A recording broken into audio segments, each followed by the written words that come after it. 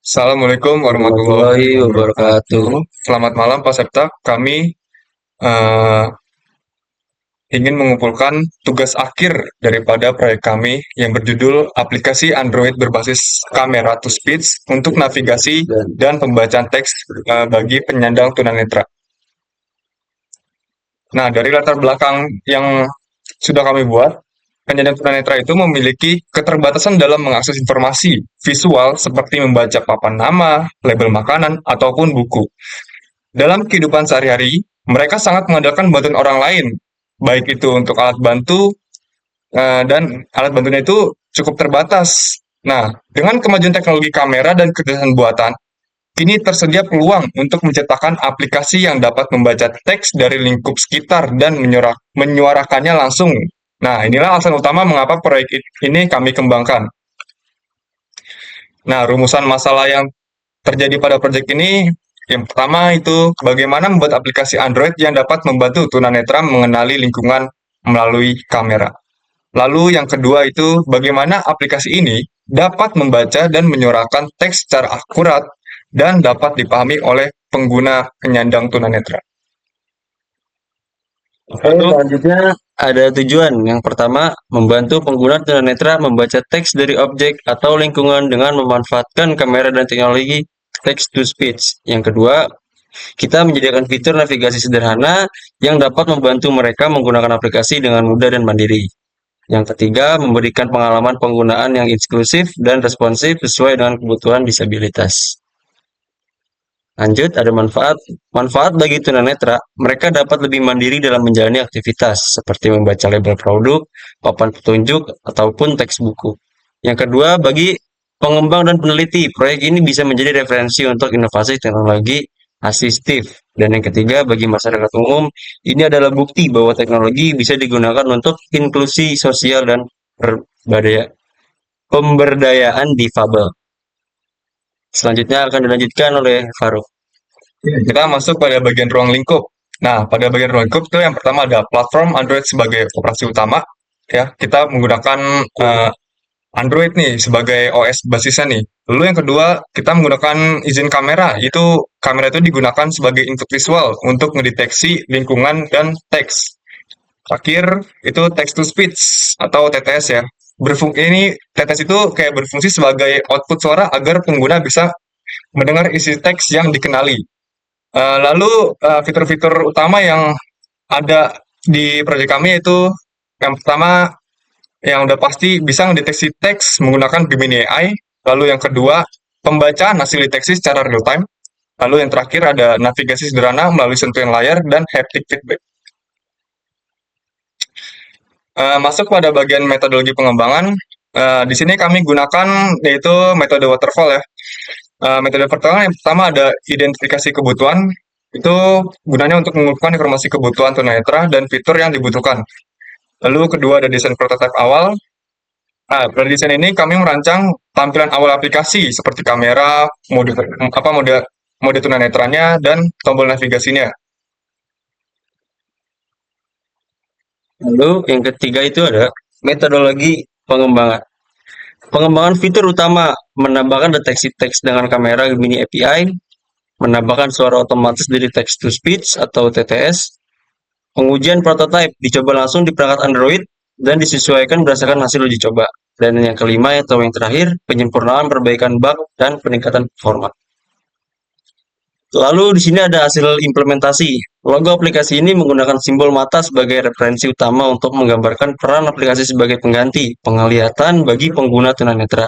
Desain mata ini mencerminkan kemampuan aplikasi dalam melihat lingkungan melalui kamera dan menyuarakannya kuat. Logo ini memperkuat identitas aplikasi sebagai asisten visual yang membantu pengguna dalam mengenali objek sekitar dan membaca teks secara mandiri. Dan yang selanjutnya, saat pertama kali membuka aplikasi, pengguna akan disambut dengan tampilan sederhana dan ramah pengguna. Di layar utama terdapat satu tombol utama mode tunanetra yang menonjol, dirancang agar mudah diakses dan pengguna dengan gangguan penglihatan. Terdapat juga ikon pengaturan yang dapat ditekan lama untuk mendengar petunjuk penggunaan melalui suara Tampilan ini dibuat minimalis untuk memudahkan navigasi tanpa membingungkan pengguna. Nah, selanjutnya setelah kita memasuki mode tunanetra, otomatis tampilan halaman aplikasi akan menampilkan tampilan kamera secara penuh. Aplikasi secara otomatis mulai mengenali lingkungan yang terlihat dari kamera ya, dan otomatis membaca teks yang tertangkap kamera. Hasil pengenalannya langsung diubah menjadi suara, sehingga pengguna dapat mendengar informasi tanpa perlu membaca layar. Tampilan ini dibuat bersih tanpa banyak tombol, agar tidak membingungkan. Cukup dengan gestur atau sentuhan tertentu untuk mengaktifkan fitur lanjutannya. Oke, kita lanjut pada mode reading mode ya.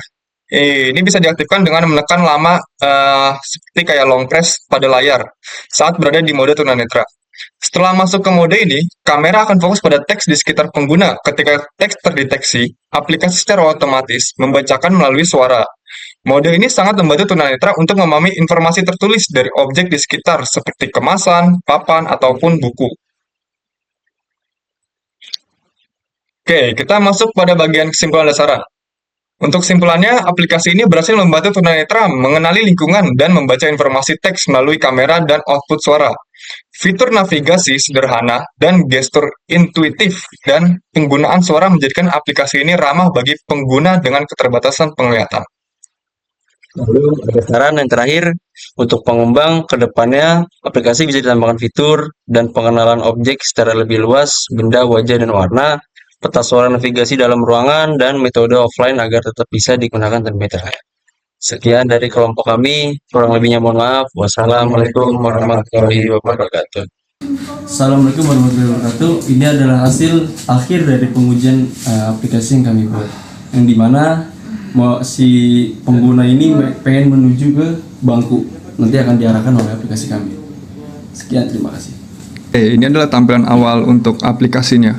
Di atas sini ada mode tunanetra, di bawahnya ada petunjuk pengguna. Kita langsung masuk saja ke mode tunanetra. Di depan Anda terdapat kursi. Kursi berada sekitar 1 langkah dari posisi Anda. Anda dapat berhati-hati melangkah untuk melewatinya atau memutar. Sedikit ke kiri untuk menghindari kursi. Di depan Anda terdapat kursi. Di depan Anda ada kursi. Kursi tersebut exit sistem.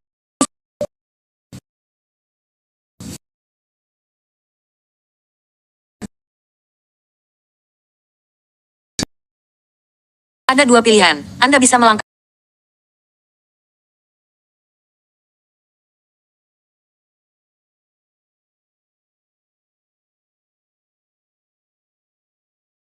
Exiting assistant mode. Entering navigation mode. Di depan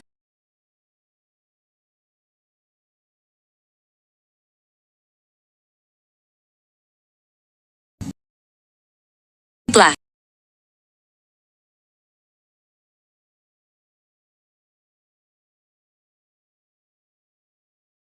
Temukan the exiting reading mode.